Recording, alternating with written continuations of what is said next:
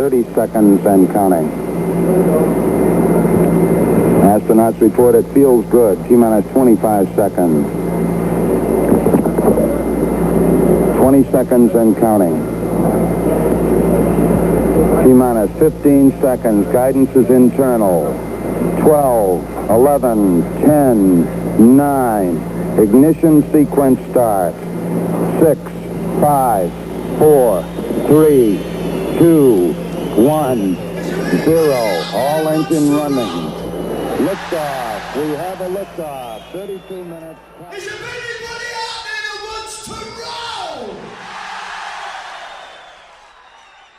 And is there anybody out there that wants to boogie? Tonight, live from the Apollo, Glasgow. Well, if you're looking for trouble, I'm the man to see. If you're looking for satisfaction, the satisfaction guaranteed. I'm as cool as a body on ice, hotter than the rolling dice. Send you to heaven, I'll take you to hell. I ain't fooling, can't you tell? I'm a live one. Welcome to Glasgow Apollo Live with Scott and Andy.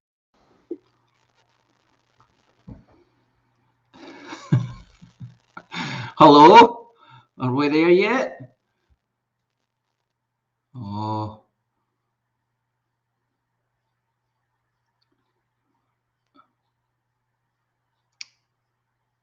Can you hear me? Oh man, we're doing a Zoom call. Can I hear you? Because I can't hear you. Hold on. What's going on?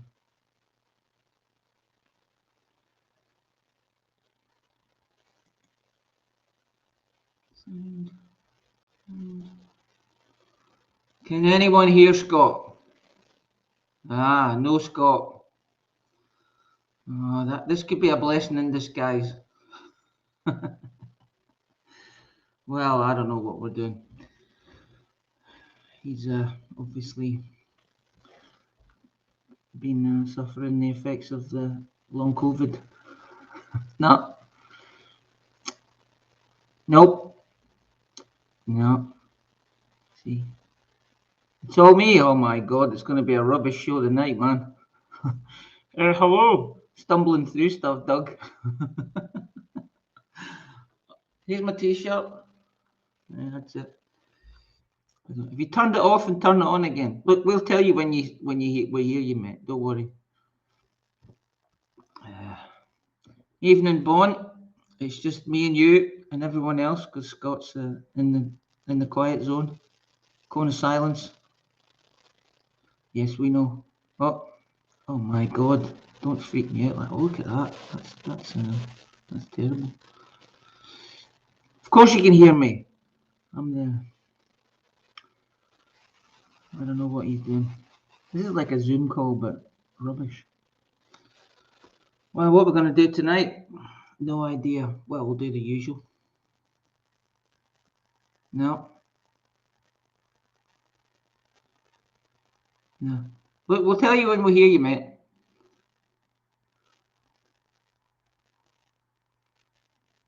Have you tried?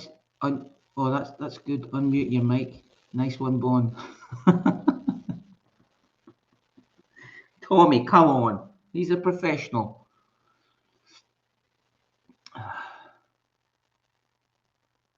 Just use the one on your computer. It's fine. Use that one. It is exactly like that.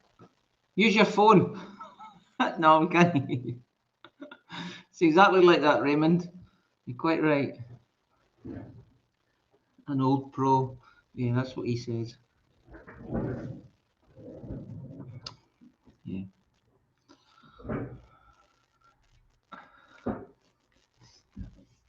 Mate, whatever you did a minute ago, don't do that again. I never did anything. I was framed. I never did nothing. I was afraid, Mada. There's no. You're gonna have to what? You're gonna have to give us all money. I don't know what he's doing. Glenn Hughes, he is taking his revenge. He's got the gremlins in. Well, what a week it was. I could give you a rundown, but I don't know if I can. Can I do anything? I'll just wait for him. So, anyone any jokes?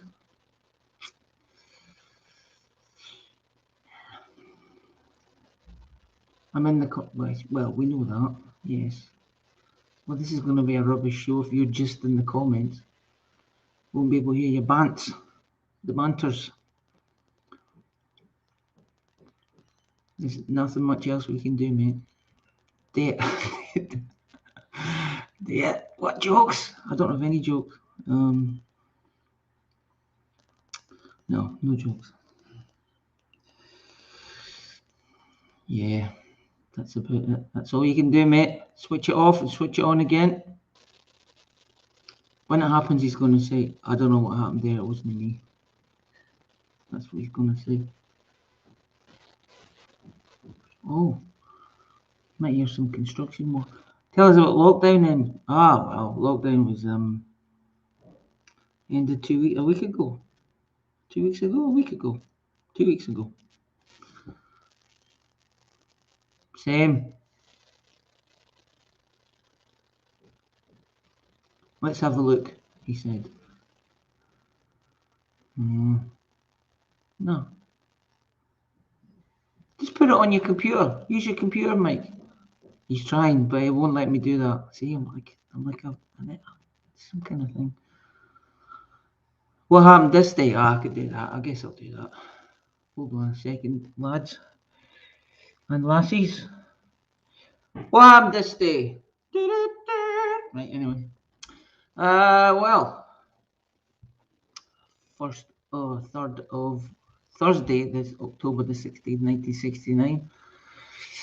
Fleetwood Mac, Collection and the Sleaze Band played what was it, Derek? Was it some kind of students thing? Students gig in the Apollo, fundraiser for something, students union probably, making some money. The Who and Quiver, they played on Thursday, October the 21st, 1971. Now, I wasn't there, but a few of you guys were. I think Derek was. Were you there, Derek? Maybe not. But I had a look at that. That looked like a good gig. And Quiver, they probably went on to join the Sutherland Brothers. So difficult to say for me. Sutherland Brothers. Wishbone Ash and Home, they headlined on Wednesday, October the 17th, 1973. Now, I did listen to some Wishbone Ash from, I think it was that album. Yeah, it's quite good. It was alright, actually. I'm not really a big Wishbone Ash fan. I should try and listen to them more, but I don't. I should. I mean, there was 58 bands I had to listen to this week. I didn't get to them all. Had to miss out the Detroit Spinners, the Four Tops, Lynn Paul. Anyway, where's he up to? What's he doing now? Faffing around, probably. He's been very accommodating. Nice one, Bon Scott. Yeah. All right. So where we at? Okay, I did Wishbone Ash. Alvin Lee in 10 Years After. Now, I don't know who the support was for this, but I did listen to the album for this a live album of that tour. That was excellent. I've never really heard Alvin Lee, but that was really quite good. I enjoyed it. Good live album. I think it was just recorded either just before or just after that. Now I can't see what I'm doing, mate. Put it off. Jesus, man. He's a sneaky bugger. Oh, there it goes. Is anyone seeing what I'm seeing? Can you see what I see? Maybe I could share my screen. Can I do that? This is like a rubbish Zoom. Oh, it's back again. Where were we? Oh, Alvin Lee, Nazareth and Silverhead. I listened to this Nazareth album. A couple of those latest albums. Razamanaz. Correct me if I'm wrong, but I think it was Razamanaz too. And the Silverhead album. That's a weird album. It's called that they were touring for that. Savaged and 16. No, I don't think you could get away with that title now. And the cover as well of the album. It was a bit on PC for now, but at the time it probably was. Oh, that's quite a good laugh. And some of the songs are a bit dubious, very dubious indeed. But the music's very good. I quite like the music. It's very good. And did anyone go at that? Anyone? Caller? No callers.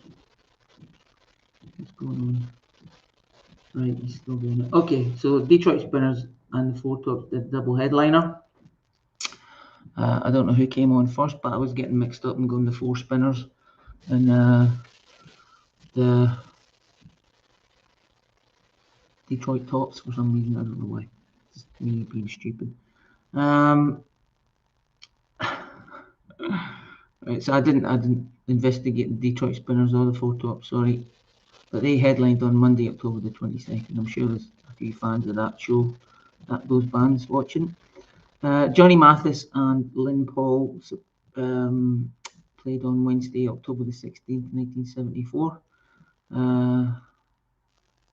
Sorry, I didn't listen to Johnny Mathis either, but he probably did a great show. Uriah Heep and Peter Frampton, they played on October the 20th, 1974. I did listen to the Uriah Heep album from that tour. It's probably not their best album, but about 100 million times better than what I could do. I mean, they had tunes. It sounded fine. It's a wee bit Deep Purple-y, but I think that's their sound. Hammond organ, guitar, singer, bass, drums, the usual thing. I didn't listen to Peter Frampton, although I should have, because I think a couple of years later he was a massive global sensation, selling millions of albums in America and the UK, worldwide. The Who and Steve Gibbons Band played on Thursday, October the 16th, 1975. I've sorted it out. There you go. The voice from the depths. Oh dear. Sorry, everybody. My microphone decided to have a bad day, and for some reason, it corrupted everything. So anyway, we're working now. You're doing a good job, mate. Keep going. I especially liked your little intro to the. I was quite impressed with it, actually. That was one of the better bits of this bit.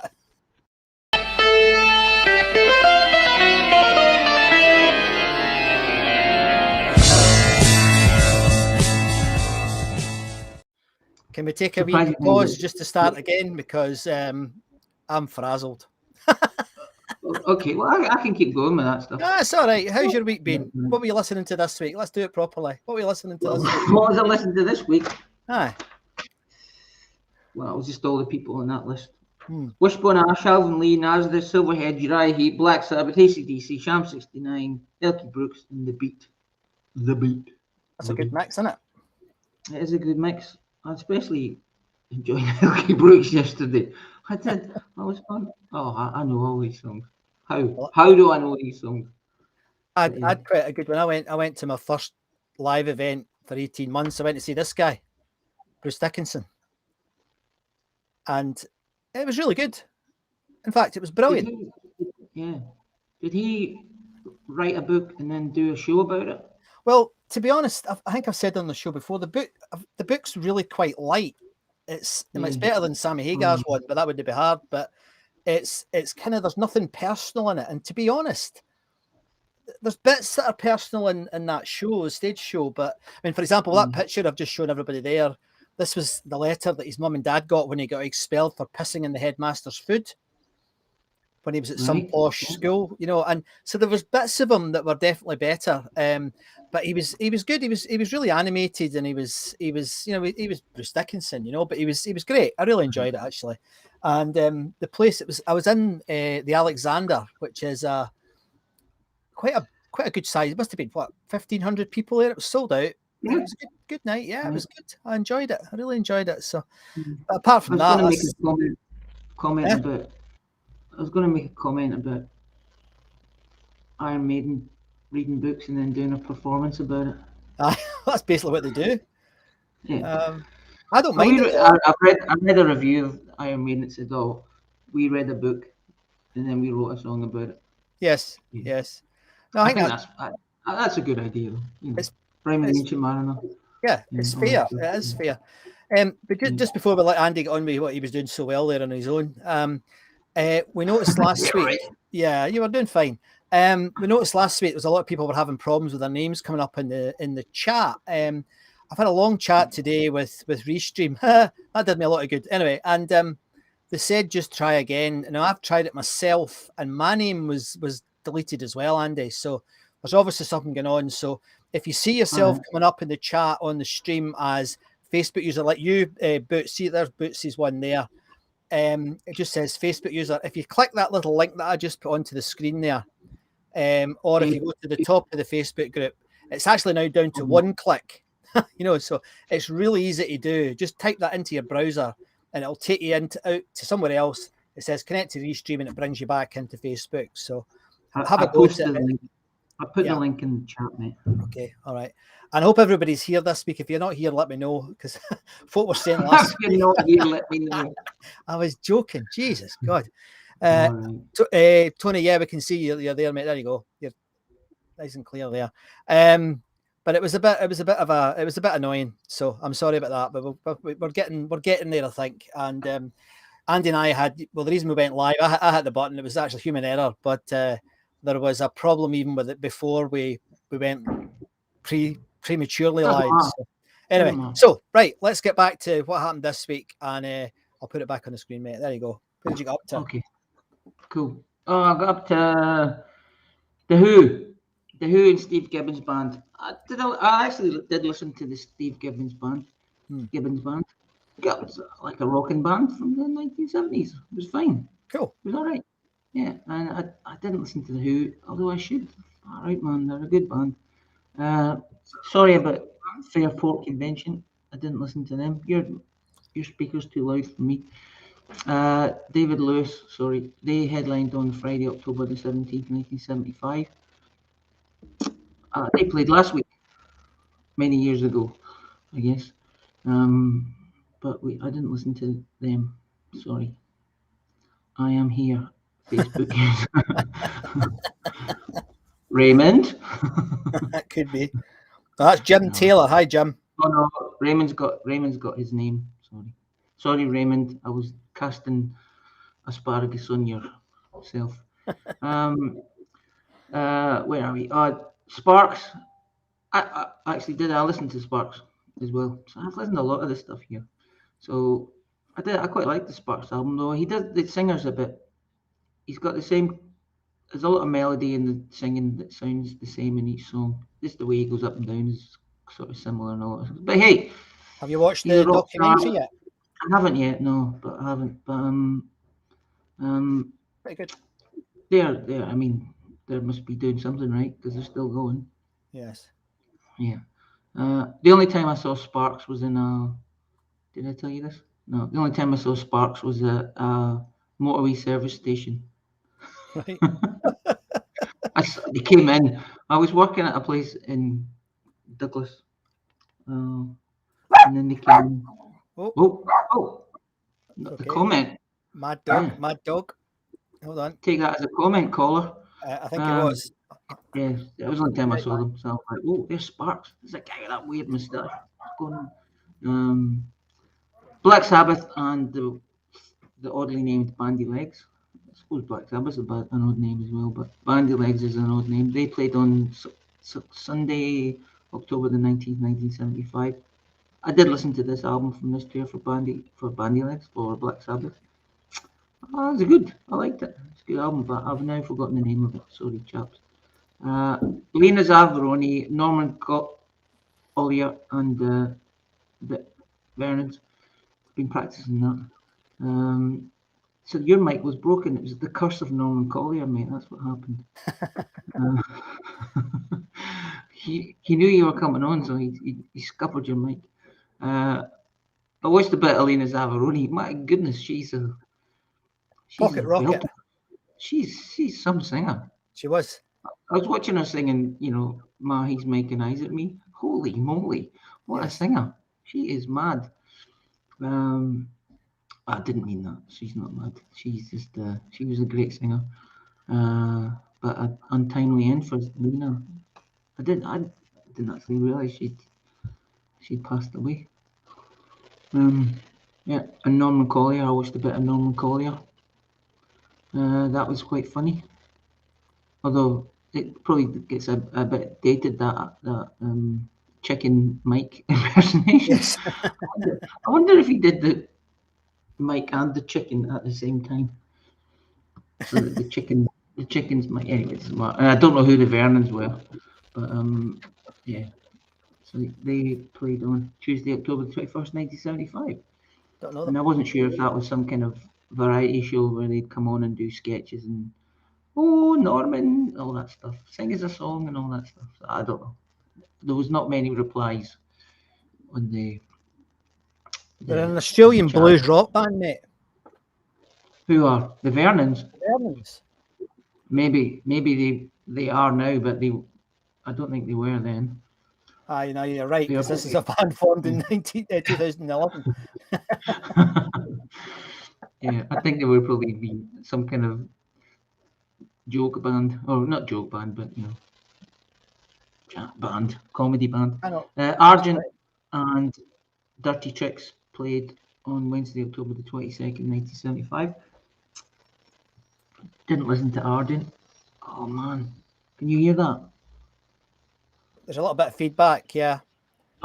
No, there's Swap it to your other mic, what usually works. No, there's construction work going on. Oh, is it? Oh no, I can't hear that. No. All right, okay, it's intermittent. Hold on, I'll put the other mic on. This is going well. It's going well. I don't know if you can hear that now. Anyway, I should use my other mic. It's only going to be intermittent, cutting bricks up. It's okay, mate. Honestly, it's fine. It's fine. Max Boyce and Canticle played on Wednesday, October the 20th, 1976. This is hilarious. I watched a bit of Max Boyce. I'd forgotten who he was. I was getting mixed up with him and Max Highgraves. I was in my head. I was going, "Wow, that's not how I remember him." But then it clicked in when he was talking about Welsh folk and all that. It was good. I did listen to a big long 11-minute sort of poem thing. People loved that stuff in the 70s. Really still love it now, but it was a bit funny. Yeah, it was a lot funny, but He was very funny, the guy, yeah. it was of his time. But yeah, that was being a Welsh football fan. He loved the Wales. Yeah, good on him. I mean, he made a good living. He did. Brilliant. Yeah, the one I listened to, he's talking about a guy called William McGonigal something Evans. It was pretty funny. Yeah, it was a bit mad. He's still alive. Aye, yeah. Well, he's looking all right there. He's doing well. Yeah. He had a quadruple bypass recently and came through it. Oh dear. Quadruple, eh? Oof. All right. And I didn't listen to Canticle because it sounded a bit odd, a bit rude. Testicle. But I think a canticle is a Catholic sort of prayer thing. I'm not sure. It's a little cant. Oh dear. Demis Roussos. Hey. Whoa. Was he the Save Your Love, My Darling guy? Was that him? I don't know. He was in Aphrodite's Child. I know that. The prog band. Oh, okay. Was he? Obviously. Yeah. Okay. Yeah. Maybe that's not. Maybe it's Rennie and Renuso. Say you love my darlings. Maybe that's them. Yeah. Demis Roussos. Sorry, let's get serious about having fun. Right, Yeah. Demis Roussos, Friday, October 22nd, 1976. 45 years ago, Demis Roussos. I strode the Apollo stage and cranked out a few belted out a few crankers. Excellent gig. The Stranglers and the Rosillos played on October the 16th, 1977. See, when you go down this list on a Monday or whenever it is I do it, and then I just go down it and go, all right, okay, I'll listen to that. I missed some, so I should have listened to the Rosillos and the Stranglers. Sorry, Rosillos fans. There is a Rosillos that have got a live album from the Apollo. Yes, yeah, they do. That's what I should have listened to. Yeah. We've always resisted playing it because we thought we'd get kicked out. But maybe one week we should try it as the last track of the night and play one of their tracks. We get booted, mate, for sure. Yeah, there's a lot of people really like them though. Yeah. But I mean, the Stranglers are a fine rock band. Although I was listening to, I read a thing about in classic rock yesterday about the Stranglers and AC/DC. Have you read this week's classic rock? I stopped getting it because it was the same bands every week. I was getting bored with it. All right, okay. So the Stranglers were playing, AC/DC and the Stranglers were playing some big festival in America, and there was a bit of, I think there was a bit of, there was a couple of words said, and the Stranglers said, you guys are just a bunch of hairy hippies. Oh. And then AC/DC went on and, ripped the place apart, and then, because Bon Scott was going to, probably have a word with the Stranglers bass player, but he would have come off worse, I think. That was the Wembley gig, was it not? When they supported the Who? No, it was in America. Maybe it was. Right. Yeah. Because I think it might have been Wembley. It might have been. Yeah, I could be wrong. I'm almost sure I'm wrong. I've actually got an image here. Hang on. But Bon Scott wanted to have a word and some fisticuffs with the Stranglers about being hippies, and he said, we're not. He just said, "Caught that, you bunch of cheeky monkeys." Yeah. Wishbone Ash and the Motors played on Monday, October the 17th, 1977. I did listen to, I keep forgetting that I listened to the Motors this week too. Quite good songs. Good, I liked them. Yeah, although they had an album called Airport, which was a bit confusing for me because I was on the Motors. Well, why would you? Might have an airport song. AC/DC and the Suburban Studs played on Saturday, October the 22nd, 1977. This is AC/DC's this is debut Apollo show with the Let There Be Rock album. It's good. I played that yesterday. It's a cracking album. Brilliant album. That and Highway to Hell probably went on the basis to make If You Want Blood. And Power Age, sorry. So they're, you can't really say anything wrong about that. It's a good gig. Oh, if you don't like AC/DC, you can. But I don't know who'd be in this room doesn't like AC/DC. No. Suburban Studs, I didn't give them a go. I don't know. I think they were sort of not the leftovers, the remainders of another band, like not the Hoople or some other band that needed to make some music and make some money, so they decided to go as that. I don't think they didn't do much after that. I don't think. Probably went on to bigger and better things. The Buzzcocks and Subway Sect played on Saturday, October the 21st, 1978. Didn't listen to the Buzzcocks, but I do quite like a bit of Buzzcocks. And the Subway Sect, I know a lot of people on the group were there, so because there's a lot of people saying, yeah, I was there, but there was a couple of folks saying, oh, they were not very good. I think Pete Shelley is a terrific songwriter. He wrote some brilliant pop songs. Oh yeah, Pop punk songs. Absolutely fantastic writer. and probably not one of them over 3 minutes 30 seconds. Yeah. Which is you don't need any more than that, I don't think. No, I don't you do. No. The Subway Sect. I was reading about them, and then I think their main guy was a guy called Vic Godard, I think. And I seem to remember, as soon as I heard that song, I just that title. I thought, oh, that reminds me of a song called "Is Vic There?" that I used to hear on John Peel, I think. But I think some members of the band who made that song were in Subway Sect, I think. Whitesnake and Marseille, brilliant. This was a sort of sweet spot for Whitesnake at the time. Good Whitesnake, yeah. And a lot of Whitesnake fans think this was the best incarnation of the band. Well, one of the best incarnations. It was on Tuesday, October the 16th, 1979. So that was that Ian Pace, Mickey Moody, Bernie Marsden. Yeah. It might have been Cozy. No, it was Ian Pace, I think, in 79. I think you're right. And David Gillan. Bomber Hodgson, what his name was. I think that was a wee bit later, was it not? Yeah, that might have been. No, this is I listened to the live and I listened to a live concert from Hammersmith. Right, okay.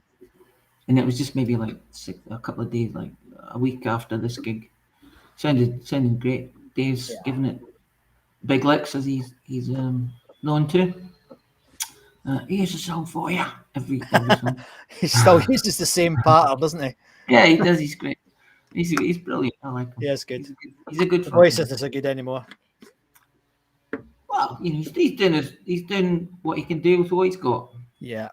And he's got a great band now. Well, he's got a really good band that are all fantastic singers. So that does help. It helps. Yeah, it helps. Marseille, I didn't listen to them, but you can get confused with them.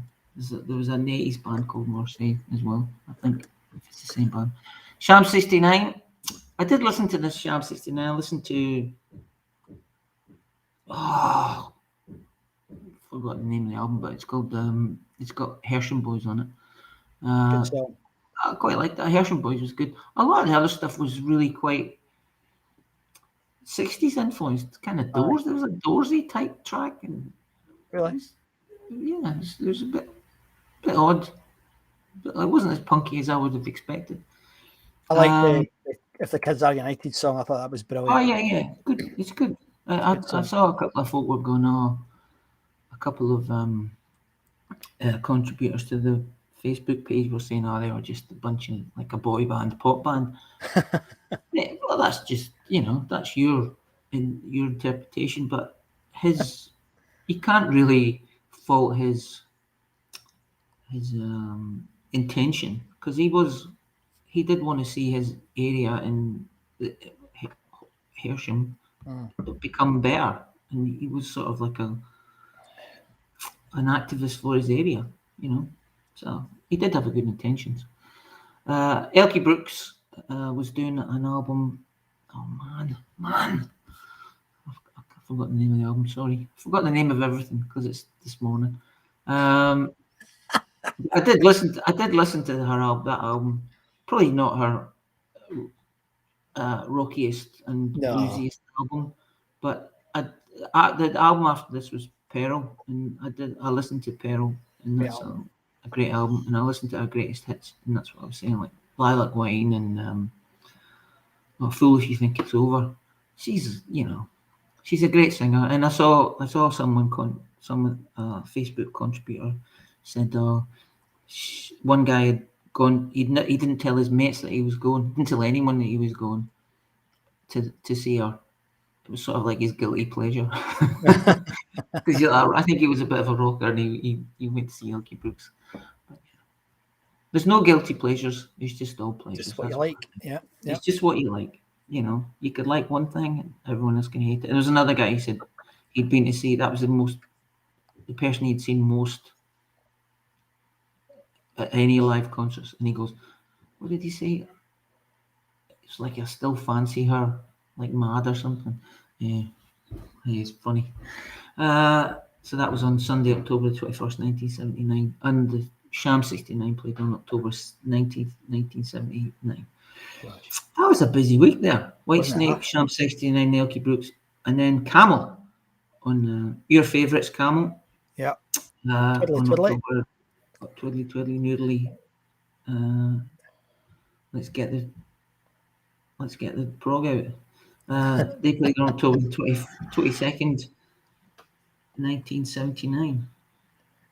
There's Wow. actually a Camel release recording, not the one from upstairs, but the one from the actual Apollo has appeared. I don't know if anyone else has seen it yet, but there's the link. It's good quality as well. So I'm not looking at you. On the YouTubes. On the YouTubes. I'll tell you what, I'll save it to the Apollo YouTube channel, mate. Just give us a minute to do that now. So they've been progtastic that day, 42 years ago, and one day. That's amazing. The Pretenders and Moondogs. Oh man, another band I didn't actually get to listen to this week. They played on Thursday, October the 16th, 1980. A few of the contributors were at that gig. Some of them said it was great. Some said it was okay. Some said it was rubbish. So it just depends on your mood of the day, I think. Moondogs didn't give you a go either. UFO and Fist played on October the 20th, 1980, 41 years ago. Did I listen to this? I didn't listen to this, but I'm sure. Oh, that's right. It was the first gig after Michael Schenker had left. The first tour after Michael Schenker had left. So they got Paul Chapman in. And that was a good band. Too right. Yeah. I saw them a few years later at the Barrowlands. And that was a good gig. And I'm not sure about Fist. Still going. Still going. Well, I should listen to it. It's 58 bands. It's a lot of time. Yeah, they were one of those new wave heavy metal bands that didn't quite make it, but they did it like Weapon. You remember Weapon? Danny, lovely Danny. They kind of got support slots and they did that sort of thing, and they just didn't quite grab it. All right. But they were okay. I thought they were a decent band. All right. Same there. So they were sort of like first division. Yeah. Yeah. Not Premier League. No. If that's the sort of Hibs level. You know, that sort of Hibs level. Yeah. Hibs. You've just alienated a few Hibs fans. Am I bother? Yeah. Well, you're a Hearts fan. You don't care. Exactly. Hookwind. Yeah. Hookwind played with Vardis. Yeah. Hookwind. Vardis. They're a no wobbum. I'd say they're a no wobbum band. You remember them on the Tube? They had crazy long hair, and it looked kind of very. On the Tube. Aye, yeah, and they were like, a lot of people see them as quite important. They're like one of the sort of the bands that got a lot of the heavier stuff going. You know, the death metal and the power metal and all that. I mean, I'm sure James or one of the other guys will tell us all the different subgenres, but yeah, they did really quite well. Them, not in sales terms, but there's good reputation and influential. Is that what it is? Yeah. Okay. And somebody's just asking, did Weapon support Motorhead? They definitely did. I know for a fact they did because I've spoken to Danny about it. One of the best moments of his life. And the other thing that's funny about Weapon, the singer in Metallica to this day wears his battle waistcoat and he's got a Weapon patch on it. So Danny loves that because he's still the guy in Metallica loved Weapon. So yeah, so that was quite a good band. I liked them. All right. So they played on Tuesday, October the 21st, 1980. Is this right? That was 41 years ago. Oh, it's just crazy, man. I Don't seem right. remember walking down the high school, the primary school lane, thinking it's going to be amazing when it's 1980. Oh dear! And it was. Zoom. It was the best. The best of times. Yeah. Saxon and Riot played on Sunday, October the 18th, 1981. I did listen to Saxon. I think I gave him a wee couple of tracks. I quite like them. I do like them. I do like Saxon. They're a perennial favourite of the heavy metal crowd. But you know, they did write. They wrote a lot of songs about that weren't typical They did. heavy metal fare. Yeah. You know, assassination of a president. Yeah. 747 Strangers in the Night. 747 coming down in the night. It's good. It's good. Great They're song. good. Yeah. So and Riot. Sorry, I didn't listen to Riot, but did they support Sammy Hagar? I think they did. They did a lot. They supported a lot of bands actually. A lot of folk really liked them. Again, I mean, I saw them a couple of times, and I thought they were pretty good as well. But then they never quite stuck with me. But yeah, they were really popular. I mean, a lot of folk really liked them, and a lot of folk reckon they should have been huge. You know, they were very good. Yeah. It's a bit like you know that Canadian band April Wine. Yeah. The same sort of thing. You know, they're all good songs, but never quite, for some reason, just never quite got there. It's really must be so frustrating for them.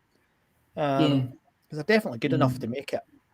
Yeah, it's just all that stuff's a bit of luck as well. Luck, yeah. Yeah. The Shadows and the Shadows just themselves played on Monday, October the 19th, 1981. There probably was a support band, but no one came forward and said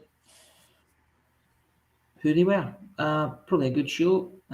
Lots of synchronized dancing and plinking of guitars. And did he do a version of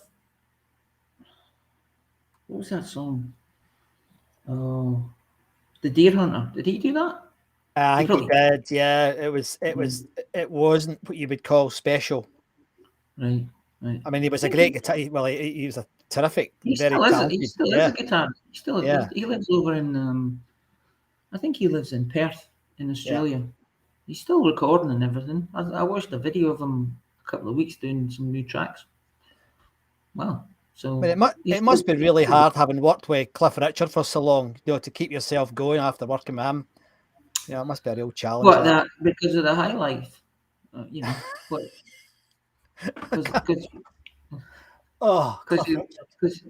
because you don't know, because it's been such a high bar, Cliff. That's what it is, mate. That's what it is. Yeah. My mum, when I was a kid in the late 70s, all she played was Cliff Richard. Or as my dad called him, of course, Cliff Richards. Oh. Who caught COVIDs at Asda's, you know. But Cliff Richards. Did he go shopping down in Aldi's? and I absolutely hated the man for a long time. But then he brought out those singles in the 80s. I've said this before, I think Devil Woman and Carrie Doesn't Live Here Anymore. And they were good pop songs. You can't, you know. But he's still at it these days. Still at it. Singing as well. Oh, Jesus. You have the lawyers at the door, mate. Don't care. Dr. Hook and Mary Hopkins played on October the 20th, 1981. She was in it was, I think, I was doing a bit of homework on Mary Hopkins because I kind of knew who she was, but she did. I didn't know this, but she did. You know, the theme. There's what's the lady in Blade Runner called? Rachel. Yeah.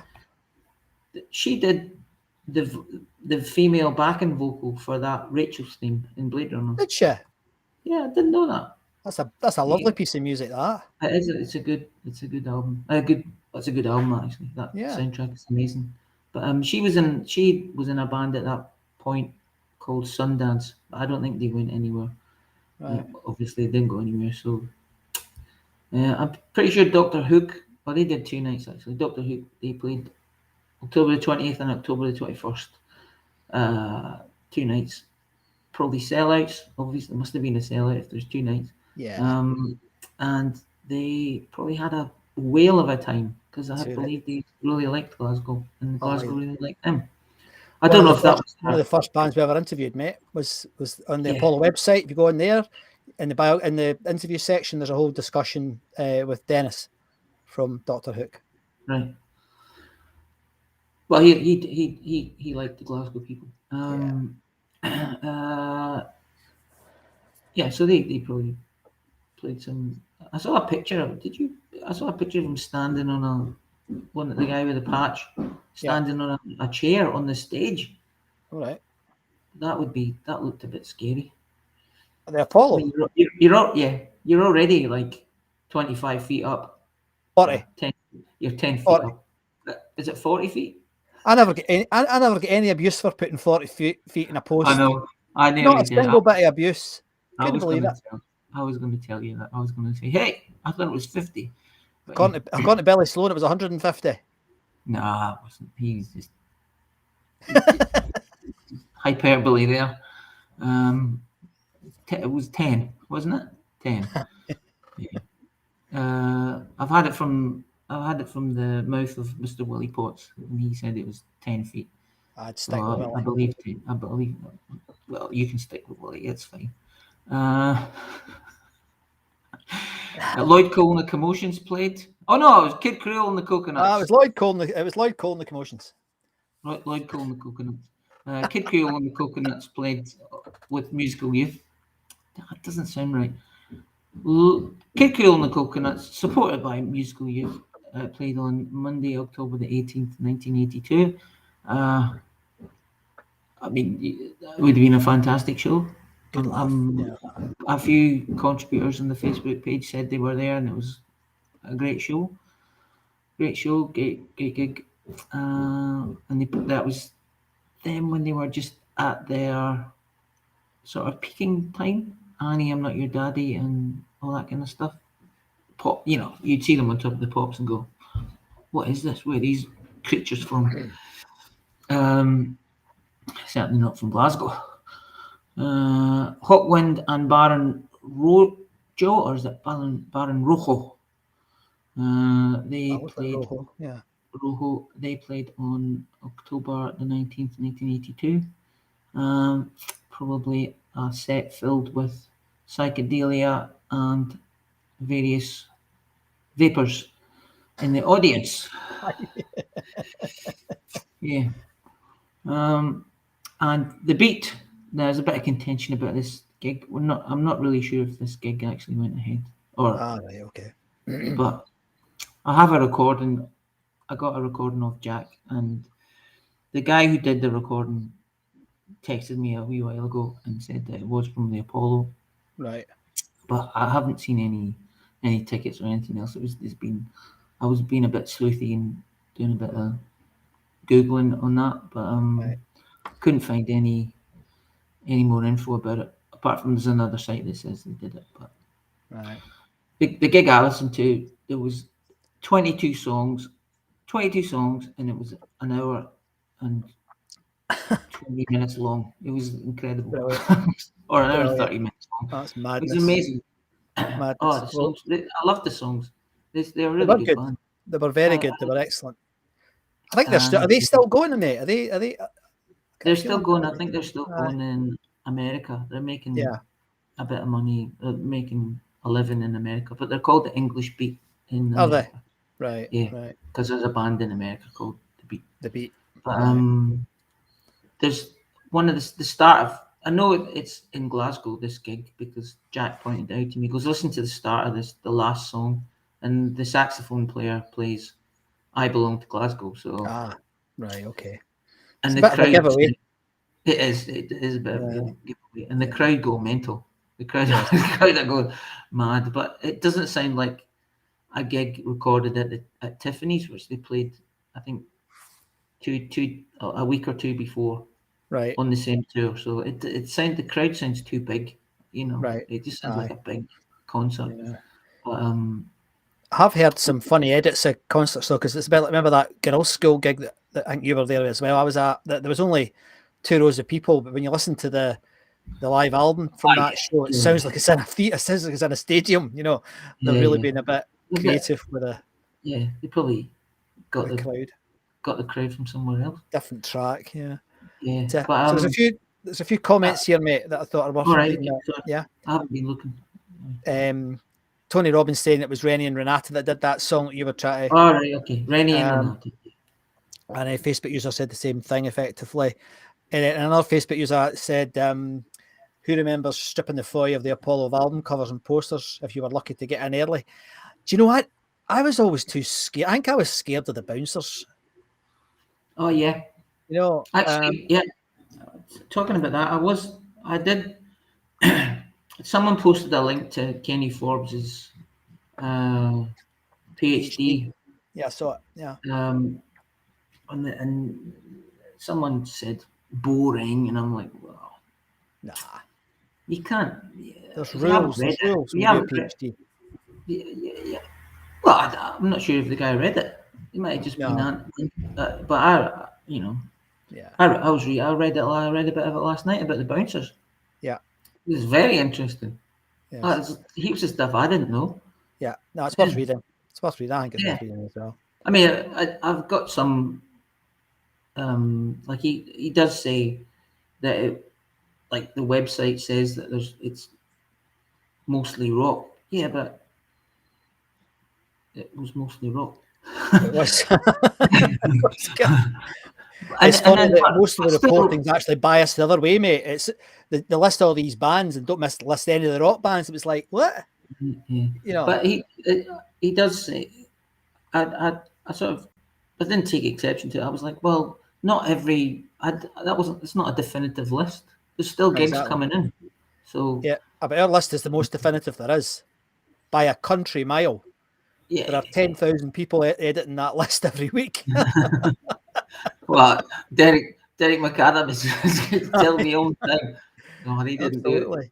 They played somewhere else. So there's a few folks saying about UFO and how brilliant they were. Ricky there saying he saw them 3 times at the Apollo and many times since. I only ever saw them once, and that was at the Playhouse in Edinburgh. I really wish I'd seen them more often because they've written some brilliant and actually some beautiful music. Some of the piano and stuff that UFO do, it's very underrated, I think. Great band. And Tony Robbins saying basically the same thing. Absolutely right.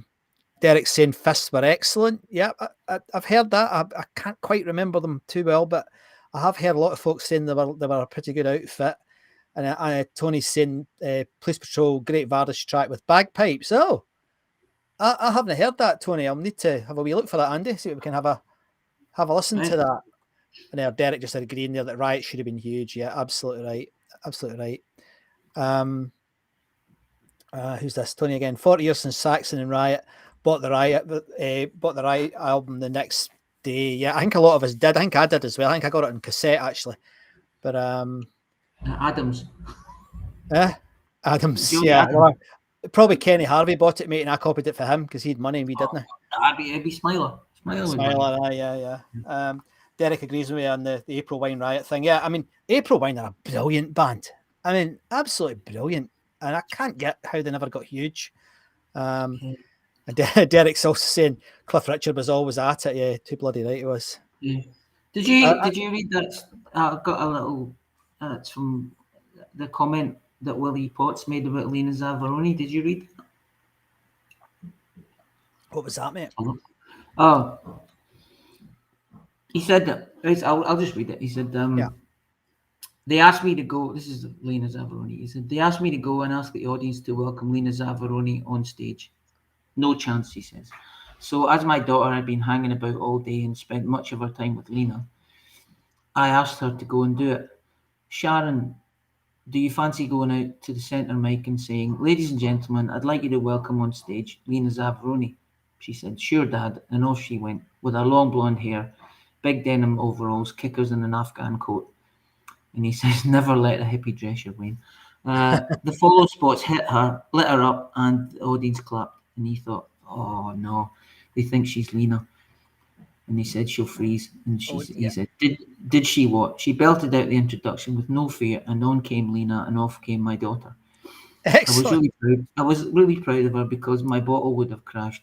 I would work the stage in full view to repair anything during any performance, but never announce anything, even if the place was on fire. Yeah.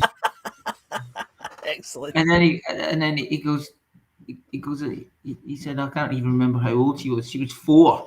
Oh my word, that's Yeah. outrageous. Brilliant, Yeah. brilliant. Yeah. There was another story that Frank Lynch told me. Frank Lynch is the fellow who owned the Apollo in the later days. I asked him, who was the nicest person ever to play the Apollo, and he said it was Gary Glitter by a mile. And then I asked him who was the most difficult person to play the Apollo. Cliff Richards by a mile. And apparently Cliff Richard told his driver just to run the kids over, when they was getting out the Apollo. Whereas Gary Slater was, sitting, taking as many folk in backstage to sign their programs as wanted. Aye, well. But Well, we know where that got. terrible. What a numpty. Anyway. So yeah, let's see if there's anything else. Love UFO.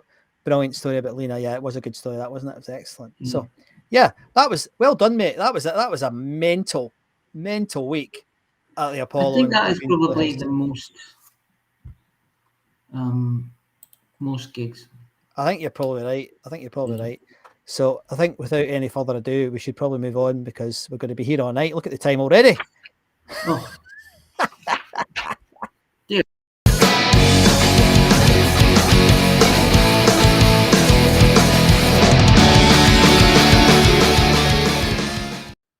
Hello, he's Andy Muir in Sydney, and I'm Scott MacArthur here in the Cotswolds, and this is Glasgow Apollo Live. Now, the socials this week, well, it's been roasting. Happening. Yeah. Unbelievable. Well, I'll say it like there's 10,211 members now, new members, not new. And there's 74 new members. We had 6,436 active members. I'll say it again every week. Thank you very much for contributing. Unbelievable. Liking, commenting, disliking, arguing. There was a few arguments the other day, but yesterday, so I just deleted that post. I thought that was pointless. Pointless arguments. You're never going to change anyone's mind. Nope. So why try? You're right. No, I'm wrong. You're wrong. I'm right. That kind of thing. There's 65 posts, 1,519 comments, probably more by now, and 3,690 reactions. There was a lot of great posts. Yes. I enjoyed many of them. I like the. It's good to see people commenting about stuff that's not rock bands, like Lena Zavaroni, for instance. Yeah. So yeah, good week. So let's keep it going because we're over an hour here because I was having a bit of a nightmare at the start. So let's just keep going. There's, as you know, we're also looking at trying to gather together some memorabilia from the Apollo. We got a good one this week. It was the professor started a conversation about UFO, and Jim Greenan sent in his program and his ticket all signed by the band, and that's a brilliant place they're standing there, mate, isn't it? Look at that. Looks like an airport. Looks like a golf course. Golf course, aye. Yeah, it's cool. Is that, which one's Pete Way? It's either the one next to Phil Mogg or the one with his shirt open. I can't quite tell. The one with the shirt open. I can't tell because he's not got the polka dots on. No, it's really weird. Yeah. Although it looks like he's ironed his jeans. Oh my god. Oh dear. Yeah. That's probably when they were. I wonder if they were recording their album. Yes. In is it the Bahamas or Hawaii with George Martin? Ah, that makes sense. Makes sense. I must tell the George Martin story that I've got sometime. But so yeah, that was good. And the other one I liked, and there was this one, mate. It was I didn't actually see this picture. Did you not? I'll put it back. No. I went through the comments. It was in the comments that the professor had put the picture up. Right. And then I went through the comments because I mean I like UFO, so I was interested in what folk were saying, and Jim had put all these bits and pieces in. The other one I quite liked, and it's such an obvious one, but it's been a while since somebody asked it. Ian McDonald asked it. What was the first band you saw at the Apollo? And I think there's 200 odd comments on it, mate. It was massive. Oh yes, I did see that one. Yeah. So it's quite right. It's quite right. Quite good fun. And I think Crocus were a great advocate of the AC/DC sound, weren't they? They were brilliant at it. They really did. Some of You say advocate, yeah. Some of the songs. I mean, that Bedside Radio was a good song. Yeah. Oh no, they're a good band. They're a good rocking band. Where are you from? Sweden, I think. Something like that. Yeah. But the wee singer was, I think he was auditioned to be in the band actually, AC/DC at one point. Oh. So pretty obviously. Yeah. So anyway, just before we finish, a couple of things.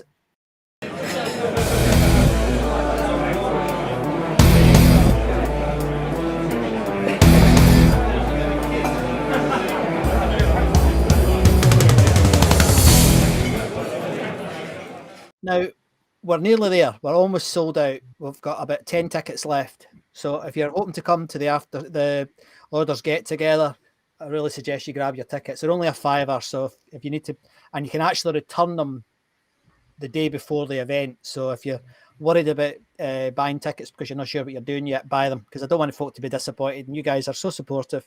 I'd be annoyed if somebody tried to get a ticket and they couldn't. So that reminds me. Yeah.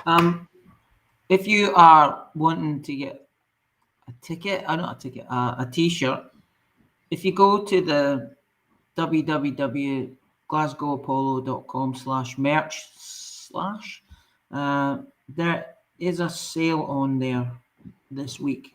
For the next day or two, I think. And T-shirts are, I think, £13. Well, that's good. £12 maybe. So that's just for the next day or two. And I put a new one up, a new colour. It's the same T-shirt, but it's got a blue Glasgow Polo thing. I should have sent you that. You should have. But I should have sent that. But but if you want to go and get one. If you don't, that'd be great. But it would be great if you did. Yeah. And as I say, there's only 10 tickets left for that Lauders get together. So let's make sure we don't disappoint anybody and get your tickets soon. Usual call out and thanks to the guys at Rescue Recording, Jack McCafferty, Stephen McAnally and Phil Osborne. Absolutely fantastic effort. This week they brought us a couple of interesting shows, including The Who, which is what we're going to play out with, and Battle of James Harvest as well. Now, I listened to the Battle of James Harvest one. The recording wasn't brilliant, but it was still, you could tell it was the Apollo because the noise of the crowd was incredible. But thanks to Jack, Stephen and Phil. Absolutely great job. And if you haven't joined their site, get over there. They've got a brilliant spreadsheet with all the gigs. There's 300 odd gigs in there now they've got recordings of. So the gig that you were at, you've always wanted a recording of it, they've probably got it. And they still keep bringing out these, finding these gigs. It's absolutely amazing. It's absolutely amazing. And they were getting some abuse here about no a hairy Chester mentioned, basically, is what he's saying there. Well, let's talk about Saxon. They're hairy Chesters. Come on. Yeah. Were you having a cup of tea or something there, mate? Come on. Right. So you can't get more hairy Chester than Saxon. No. So this is the band we're going to finish with tonight, mate. I didn't have time even to tell you that, did I? No. And I reckon probably on balance, they're probably, I don't know, the second most popular band. Maybe AC/DC first, or maybe Co first, then The Who, but it's a close run thing. And this is a good recording of Babbo O'Reilly, which I always thought, like a lot of other numpties that weren't big Who fans, was Teenage Wasteland. And it's the opening track from the album Who's Next, which is just a brilliant album. His Snottiness Townsend originally wrote it, and I didn't know this until I read his biography, for his Lifehouse project. That's the sort of rock opera he was writing, mate. I don't know if you read about it. And it was originally 30 minutes long, and they edited it down to whatever it is on the album. I don't know, 8 minutes or something. It's still quite a long track, I think. Great, it's a great song. That's a great song, and apparently, and again, it's always the same with Townsend. He's not consistent. He says one thing in one place and another thing in the other, but it seems to be that the Teenage Wasteland idea came from a 1969 Isle of Wight festival when all the kids left and it was just a mess of rubbish. Oh So yeah. if your mum or your dad are telling you that they used to pick their litter up at concerts unlike these days at Glastonbury, they're talking bollocks, and refer them to Mr. Townsend, because it was just the same. And the other story goes that it was actually at a big festival, America. I live near it. What's it called, mate? The biggest pop festival, Jimi Hendrix. Woodstock. Woodstock. It was either Woodstock or the Isle of Wight festival. So the name Baba O'Reilly quite often confuses people, including me. And the reason for it was that he was right into one of the sort of spiritual leaders over in Asia at the time called Mayor Baba, and a musician called Terry Riley, who had both provided him with philosophical and musical influence. So he named it that way. I don't know if that stacks up. How does that translate to Teenage Wasteland? I even heard them talking about it once on, I think it was on Wogan or something, and I couldn't get my head around it. I couldn't understand what he was talking about. But I've never actually thought about the title of that song. Have you know? No, well, Why is it called Baba O'Reilly? Somebody said to me, you know, what Who songs do you like? And I said, well, I really like Teenage Wasteland. And he went, huh? There isn't a song called Teenage Wasteland. And of course it was Baba O'Reilly. So here is Teenage Wasteland from the Glasgow Apollo.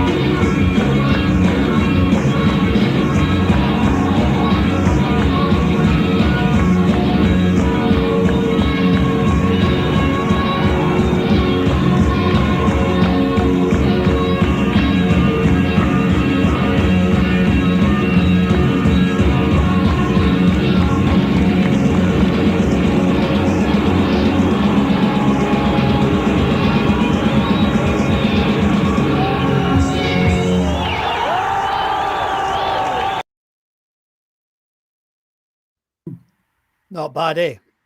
Oh, sorry, it ended a bit abruptly there. Sorry. That should have faded out. But Yeah. the bit at the end with the mouth organ's brilliant. Yeah. I love it, and you can feel the energy in the room building up. It's absolutely fantastic. Good song. And it's a great song. And Ian Baird's saying that's a hell of a bass sound that Entwistle had. He was some bass player. What a talented bloke he was. Yep. He used to live. In fact, he died 6 miles from where I'm sitting right now. Well, he used to live. I don't know if he died there, but he lived there. He died somewhere else. I think he died in America, didn't he? Aye, but he lived here. He lived in Stone-the-Wold, which is just down the road here. And the one part of him is still alive because, forgive me if I've told this story before. I think I probably have on the Zoom call, but he had his wife and him had a parrot, a grey parrot, and that grey parrot was famous for swearing at everybody. And when he died, his wife kept it. When she died, one of the bouncers got it, and he happens to be a mate of mine, and he lives in Morton in the Marsh. So the grey parrot is still alive after all these years, which is quite bizarre. Does it swear with his words? It still swears like Entwistle, yeah. It's apparently she hated it. He was telling me that she hated it, but she kept it because it was his. And then they said when she died rather young and unexpectedly, I believe, he got it. So it's quite good. Scottish Billy's what he's called. I think I'm Scottish Scot and he's Scottish Billy. So anyway, so Scottish Scot. Fucking hell. Anyway, so I hope you enjoyed tonight. And I'm really sorry about earlier on. That was terrible. Well done, Andy, mate, for dealing with that. You did a good job, buddy. Absolutely horrible. It's happened once before, so maybe in future I'll know just to relaunch the mic rather than try to fix it from the settings. So anyway, so next week I will probably be in Devon next week, so we could be doing this on my phone. That'll be fun, won't it? We'll have a go. There might be some nice water behind us to give us a bit of atmosphere. Right. Where are you going? All right, okay. So it's half term in England. Maybe we'll do a prelim test. A test. It might be an idea. John McCalman earlier said that you should get a pay rise because you had to fill in at the beginning.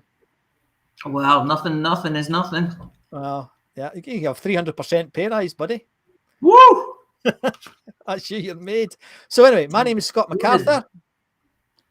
My name is Andy Muir. Well done, got it out. Thanks for tuning in, everybody. Sorry again a bit earlier on. What were you going to say, mate? I was just going to say thanks. Okay. Thanks if for you want watching. to join us on Zoom, it would be great. I have posted it at the top of the Facebook group.